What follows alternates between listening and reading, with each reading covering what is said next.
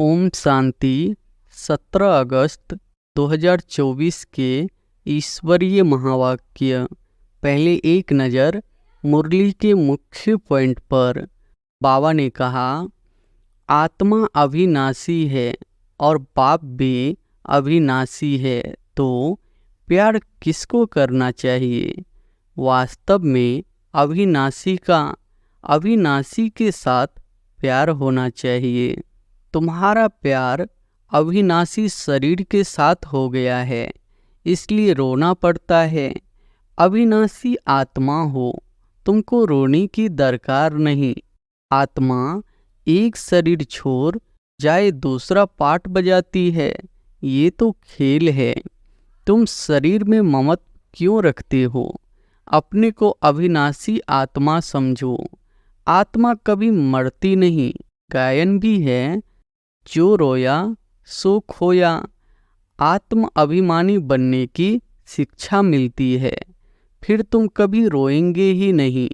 यह है रोने वाली दुनिया, वह है हंसने की दुनिया। यह दुख की दुनिया, वह सुख की दुनिया। और फिर बाबा ने कहा, जो अच्छा कर्म करता है उनको फिर शरीर भी अच्छा मिलता है। कोई को खराब रोगी शरीर मिलता है, वह भी कर्मों अनुसार। यहाँ तो मनुष्य अच्छे बुरे कर्मों को भी नहीं जानते हैं। रिद्धि सिद्धि वालों को कितना मान देते हैं, उन्हों के पिछाड़ी मनुष्य जैसे हैरान होते हैं। है तो सारा अज्ञान। यह दुनिया है ही विनाशी चीज़ों को प्यार करने वाली। कोई कोई का बहुत प्यार होता है तो मोह में जैसे पागल बन जाते हैं। अभी तुम अपने को आत्मा समझ दूसरे को भी आत्मा देखते हो तो जरा भी दुख नहीं होता। बाबा हमको अविनाशी ज्ञान खजाना देते हैं। भगवान पढ़ाते हैं तो जरूर भगवान भगवती ही बनाएंगे। और फिर लास्ट में बाबा ने कहा, जब हम देह अभिमानी हो जाते हैं तो हमारी बुद्धि कितनी डिग्रेड हो जाती है, जैसे जानवर बुद्धि बन जाते हैं। राइटियस और अनराइटियस दुनिया में देखो फर्क कितना है। कलयुग की हालत देखो क्या है। मैं स्वर्ग स्थापन कर रहा हूँ तो माया भी अपना स्वर्ग दिखाती है। आर्टिफिशियल धन कितना है, समझते हैं हम यहाँ ही स्वर्ग में बैठे हैं। स्वर्ग में थोड़े ही इतने ऊंचे 100 मंजिल के मकान आदि होते हैं। कैसे कैसे मकान सजाते हैं। वहाँ तो डबल स्टोरी की भी मकान नहीं होते। मनुष्य ही बहुत थोड़े होते हैं। मैं बीज रूप ज्ञान का सागर हूँ। तुमको कुछ भी करने नहीं देता, पाँव भी पड़ने नहीं देता। पाँव किसका पड़ेंगे? शिव बाबा के तो पाँव है नहीं। थर्ड क्लास बनते हैं तो चीज़ें भी थर्ड क्लास बन जाती है। सतयुग है फर्स्ट क्लास, तो सब चीज़ें फर्स्ट क्लास मिलती है। अभी तुम सदा काल के लिए हर्षित बनते हो। इसको कहा जाता है ईश्वर की अविनाशी लॉटरी। और अब सुनते हैं महावाक्यों को विस्तार से। मुरली का सार है, मीठे बच्चे, विनाशी शरीरों से प्यार न करके अविनाशी बाप से प्यार करो तो रोने से छूट जाएंगे। प्रश्न है, अनराइटियस प्यार क्या है और उसका परिणाम क्या होता है? उत्तर है, विनाशी शरीरों में मोह रखना अनराइटियस प्यार है। जो विनाशी चीज़ों में मोह रखते हैं वह रोते हैं। देह अभिमान के कारण रोना आता है। सतयुग में सब आत्म अभिमानी है, इसलिए रोने की बात ही नहीं रहती। जो रोते हैं वह खोते हैं। अविनाशी बाप की अविनाशी बच्चों को अब शिक्षा मिलती है, देही अभिमानी बनो तो रोने से छूट जाएंगे। ओम शांति। यह तो बच्चे ही जानते हैं कि आत्मा अविनाशी है और पाप भी अविनाशी है, तो प्यार किसको करना चाहिए? अविनाशी आत्मा को, अविनाशी को ही प्यार करना है। विनाशी शरीर को थोड़े ही प्यार करना चाहिए। सारी दुनिया विनाशी है, हर एक चीज विनाशी है। यह शरीर विनाशी है, आत्मा अविनाशी है। आत्मा का प्यार अविनाशी होता है। आत्मा कभी मरती नहीं, उसको कहा जाता है राइटियस। बाप कहते हैं तुम अनराइटियस बन गए हो। वास्तव में अविनाशी का अविनाशी के साथ प्यार होना चाहिए। तुम्हारा प्यार विनाशी शरीर के साथ हो गया है, इसलिए रोना पड़ता है। अविनाशी के साथ प्यार नहीं, विनाशी के साथ प्यार होने से रोना पड़ता है।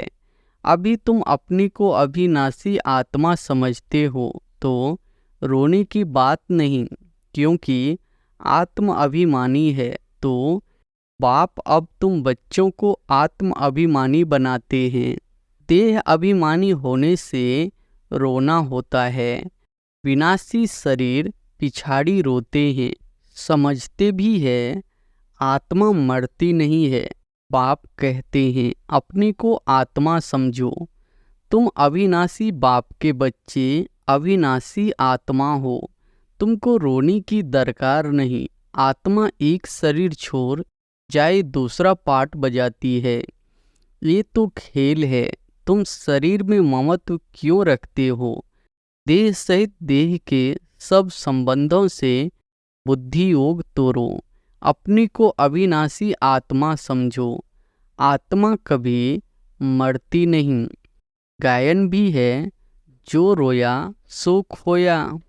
आत्म अभिमानी बनने से ही लायक बन जाएंगे। तो पाप आकर देह अभिमानी से आत्म अभिमानी बनाते हैं। कहते हैं तुम कैसे भूले हुए हो, जन्म जन्मांतर तुमको रोना पड़ रहा है।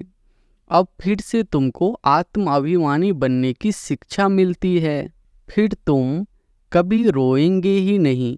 यह है रोने वाली दुनिया, वह है हंसने की दुनिया। यह दुख की दुनिया, वह सुख की दुनिया। बाप बहुत अच्छी रीति से शिक्षा देते हैं। अविनाशी बाप की अविनाशी बच्चों को शिक्षा मिलती है। वह देह अभिमानी है तो देह को ही देख शिक्षा देते हैं। तो देह की याद आने से रोते हैं, देखते भी है। शरीर खत्म हो गया, फिर उनको याद करने से क्या फायदा? मिट्टी को याद किया जाता है क्या? अविनाशी चीज ने जाकर दूसरा शरीर लिया। यह तो बच्चे जानते हैं। जो अच्छा कर्म करता है उनको फिर शरीर भी अच्छा मिलता है। कोई को खराब रोगी शरीर मिलता है, वह भी कर्मों अनुसार है। ऐसा नहीं कि अच्छा कर्म किया है तो ऊपर चले जाएंगे। नहीं, ऊपर तो कोई जा नहीं सकते। अच्छे कर्म किए हैं तो अच्छा कहलाएंगे।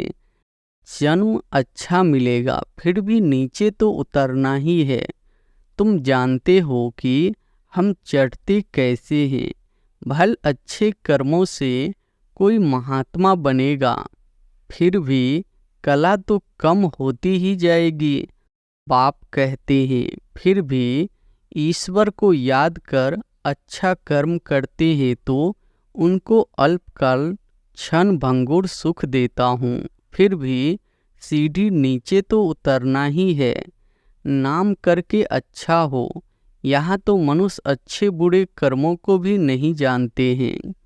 रिद्धि सिद्धि वालों को कितना मान देते हैं। उन्हों के पिछाड़ी मनुष्य जैसे हैरान होते हैं। है तो सारा अज्ञान। समझो, कोई इनडायरेक्ट दान पुण्य करते हैं, धर्मशाला हॉस्पिटल बनाते हैं, तो दूसरे जन्म में उसका एवजा जरूर मिलता है। बाप को याद करते हैं, भल गालियाँ भी देते हैं तो भी मुख से भगवान का नाम कहते हैं, बाकी अनजान होने के कारण जानते कुछ नहीं। भगवान को याद कर रुद्र पूजा करते हैं, रुद्र को भगवान समझते हैं, रुद्र यज्ञ रचते हैं, शिव व रुद्र की पूजा करते हैं। बाप कहते हैं मेरी पूजा करते हैं, परंतु बेसमझी से क्या क्या बनाते हैं, क्या क्या करते हैं। जितनी मनुष्य उतने उन्हों के गुरु है। झाड़ में नए नए पत्ते, टाल टालियाँ आदि निकलते हैं तो वह कितना शोभते हैं। सतोगुणी होने के कारण उनकी महिमा होती है। पाप कहते हैं कि यह दुनिया है ये विनाशी चीज़ों को प्यार करने वाली। कोई कोई का बहुत प्यार होता है तो मोह में जैसे पागल बन जाते हैं। बड़े बड़े सेठ लोग मोहवश पागल हो जाते हैं। माताओं को ज्ञान न होने के कारण विनाशी शरीर पिछाड़ी विधवा बन कितना रोती, याद करती रहती है। अभी तुम अपनी को आत्मा समझ दूसरे को भी आत्मा देखते हो तो जरा भी दुख नहीं होता। पढ़ाई को सोर्स ऑफ इनकम कहा जाता है। पढ़ाई में एम ऑब्जेक्ट भी होती है, परंतु वह है एक जन्म के लिए। गवर्नमेंट के पगार मिलता है, पढ़कर धंधा दौड़ी करते हैं तब पैसे आदि मिलते हैं। यहाँ तो फिर बात ही नहीं है। तुम अविनाशी ज्ञान रत्नों से झोली कैसे भरते हो। आत्मा समझती है कि बाबा हमको अविनाशी ज्ञान खजाना देते हैं। भगवान पढ़ाते हैं तो जरूर भगवान भगवती ही बनाएंगे, परंतु वास्तव में इन लक्ष्मी नारायण को भगवान भगवती समझना रॉन्ग है। अभी तुम बच्चे जानते हो। ओहो, जब हम देह अभिमानी हो जाते हैं तो हमारी बुद्धि कितना डिग्रेड हो जाती है। जैसे जानवर बुद्धि बन जाते हैं। जानवरों की सेवा भी बहुत अच्छी होती है, मनुष्यों की तो कुछ भी नहीं। रेस के घोड़े आदि की कितनी संभाल होती है। यहाँ के मनुष्यों को देखो क्या हालत है। कुत्ते को कितना प्यार से संभालते हैं, चाटते रहते हैं, साथ में सुलाते भी है। देखो दुनिया का क्या हाल हो गया है। वहाँ सतयुग में यह धंधा होता नहीं। तो पाप कहते हैं बच्चों तुमको माया रावण ने अनराइटियस बना दिया है। अनराइटियस राज्य है ना। मनुष्य अनराइटियस तो सारी दुनिया भी अनराइटियस हो जाती है। राइटियस और अनराइटियस दुनिया में देखो फर्क कितना है। कलयुग की हालत देखो क्या है। मैं स्वर्ग स्थापन कर रहा हूँ तो माया भी अपना स्वर्ग दिखाती है, टेम्पटेशन देती है। आर्टिफिशियल धन कितना है समझते हैं हम यहाँ ही स्वर्ग में बैठे हैं। स्वर्ग में थोड़े ही इतने ऊंचे 100 मंजिल के मकान आदि होते हैं। कैसे कैसे मकान सजाते हैं। वहाँ तो डबल स्टोरी के भी मकान नहीं होते। मनुष्य ही बहुत थोड़े होते हैं। इतनी ज़मीन तुम क्या करेंगे। यहाँ ज़मीन के पिछाड़ी कितना लड़ते झगड़ते हैं। वहाँ सारी ज़मीन तुम्हारी रहती है। कितना रात दिन का फर्क है। वह लौकिक बाप, यह पारलौकिक बाप है। पारलौकिक बाप बच्चों को क्या नहीं देते हैं। आधा कल्प तुम भक्ति करते हो। पाप साफ कहते हैं इनसे मुक्ति नहीं मिलती है, अर्थात मेरे से नहीं मिलते। तुम मुक्ति धाम में मेरे से मिलते हो। मैं भी मुक्ति धाम में रहता हूँ, तुम भी मुक्ति धाम में रहते हो। फिर वहाँ से तुम स्वर्ग में जाते हो। वहाँ स्वर्ग में मैं नहीं होता। यह भी ड्रामा है। फिर हूबहू ऐसी रिपीट होगा। फिर यह ज्ञान भूल जाएगा, प्रलोप हो जाएगा। जब तक संगम युग नहीं आया है तब तक गीता का ज्ञान हो कैसे सकता। बाकी जो भी शास्त्र आदि है वह है भक्ति मार्ग के शास्त्र। अब तुम नॉलेज सुन रहे हो, मैं बीज रूप ज्ञान का सागर हूँ। तुमको कुछ भी करने नहीं देता, पाँव भी पड़ने नहीं देता। पाँव किसका पड़ेगा? शिव बाबा के तो पाँव है नहीं, यह तो ब्रह्मा के पाँव पड़ना हो जाएगा। मैं तो तुम्हारा गुलाम हूँ।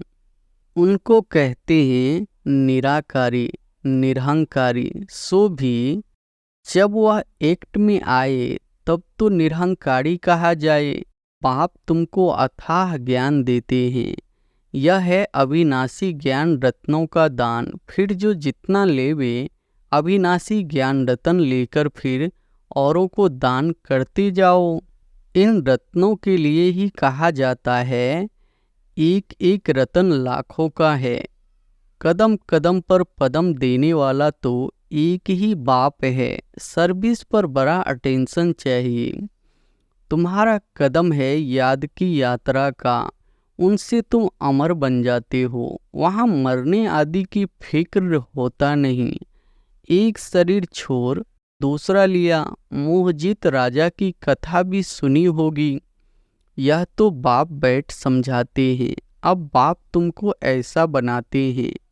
अभी की ही बातें हैं। रक्षाबंधन का पर्व भी मनाते हैं। यह कब की निशानी है? कब भगवान ने कहा कि पवित्र बनो? यह मनुष्यों को क्या पता कि नई दुनिया कब, पुरानी दुनिया कब होती है, यह भी किसको पता नहीं। इतना कहते हैं कि अभी कलयुग है, सतयुग था, अभी नहीं है। पुनर्जन्म को भी मानते हैं। 84 लाख कह देते हैं तो जरूर पुनर्जन्म हुआ न। निराकार बाप को सब याद करते हैं। वह है सब आत्माओं का बाप। वही आकर समझाते हैं। देहधारी बापू तो बहुत है। जानवर भी अपने बच्चे के बापू है। उनके लिए तो ऐसा नहीं कहेंगे कि जानवरों का बाप। सतयुग में कोई कुछ कीचड़ पट्टी होती नहीं। जैसा मनुष्य वैसा फर्नीचर होता है। वहाँ पंछी आदि भी फर्स्ट क्लास खूबसूरत होते हैं। सब अच्छी अच्छी चीज़ें होंगी। वहाँ फल कितना स्वीट बड़े होते हैं। फिर वह सब कहाँ चला जाता है? स्वीट से निकल कड़ुवाहट आ जाती है। थर्ड क्लास बनती हैं तो चीज़ें भी थर्ड क्लास बन जाती है। सतयुग है फर्स्ट क्लास तो सब चीज़ें फर्स्ट क्लास मिलती है। कलयुग में है थर्ड क्लास, सब चीज़ें सतो रजो तमो से पास होती है। यहाँ तो कोई मज़ा नहीं है। आत्मा भी तमो प्रधान तो शरीर भी तमो प्रधान है। अभी तुम बच्चों को ज्ञान है। कहाँ वह कहाँ यह, रात दिन का फर्क है। बाप तुमको कितना ऊंच बनाते हैं। जितना याद करेंगे हेल्थ वेल्थ दोनों मिल जाएंगे। बाकी क्या चाहिए? दोनों चीज़ों से एक नहीं होगी तो हैप्पीनेस नहीं होगी। समझो, हेल्थ है वेल्थ नहीं तो क्या काम के गाते भी है। पैसा है तो लाड काना घूम कर आओ, बच्चे समझते हैं। भारत सोने की चिड़िया था, अभी सोना कहाँ। सोना चांदी तांबा गया, अभी तो कागज ही कागज है। कागज पानी में बह जाए तो पैसा कहाँ से मिले। सोना तो बहुत भारी होता है, वह वहाँ ही पड़ा रहता है। आग भी सोने को जला न सके। तो यहाँ सब दुख की बातें हैं, वहाँ यह सब बातें होती नहीं। यहाँ इस समय अपार दुख है। बाप आते ही तब है जब अपार दुख है। कल फिर अपार सुख होगा। बाबा तो कलप कलप आकर पढ़ाते हैं। यह कोई नई बात थोड़े ही है।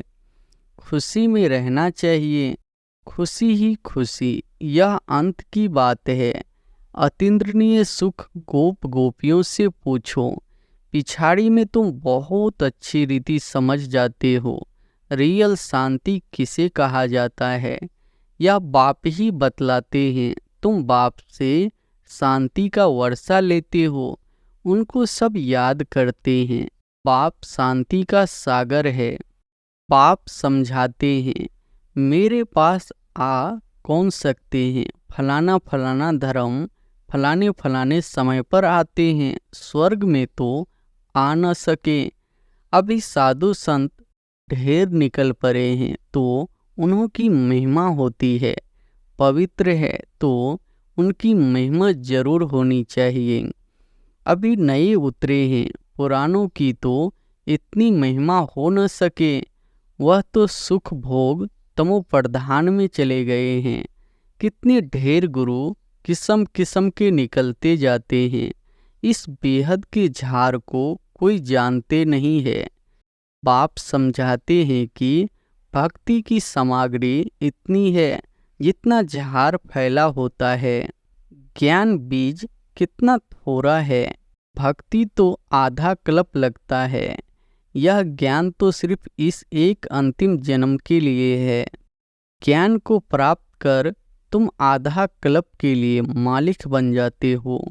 भक्ति बंद हो जाती है, दिन हो जाता है, अभी तुम सदा के लिए हर्षित बनते हो। इसको कहा जाता है ईश्वर की अविनाशी लॉटरी।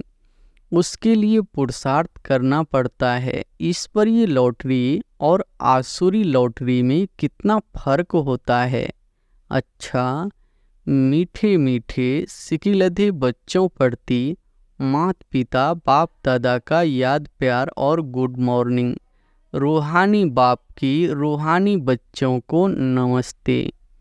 धारणा के लिए मुख्य सार पहली पॉइंट है, तुम्हारे याद के हर कदमों में पदम है।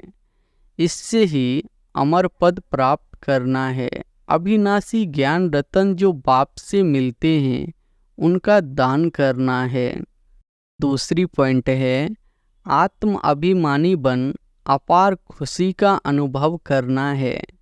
शरीरों से मोह निकाल सदा हर्षित रहना है। मोह जीत बनना है। वरदान है, हर घड़ी को अंतिम घड़ी समझ सदा रूहानी मौज में रहने वाली विशेष आत्मा भव। हर घड़ी को अंतिम घड़ी समझ सदा रूहानी मौज में रहने वाली विशेष आत्मा भव। संगम युग रूहानी मौजों में रहने का युग है, इसलिए हर घड़ी रूहानी मौज का अनुभव करते रहो। कभी किसी भी परिस्थितियां या परीक्षा में मूझना नहीं, क्योंकि यह समय अकाले मृत्यु का है। थोड़ा समय भी अगर मौज के बजाय मूझ गए और उसी समय अंतिम घड़ी आ जाए तो अंतमति सोगति क्या होगी। इसलिए एवर रेडी का पाठ पढ़ाया जाता है। एक सेकंड भी धोखा देने वाला हो सकता है, इसलिए स्वयं को विशेष आत्मा समझकर हर संकल्प बोल और कर्म करो और सदा रूहानी मौज में रहो। स्लोगन है, अचल बनना है तो व्यर्थ और अशुभ को समाप्त करो। अचल बनना है तो व्यर्थ और अशुभ को समाप्त करो। अच्छा, ओम शांति।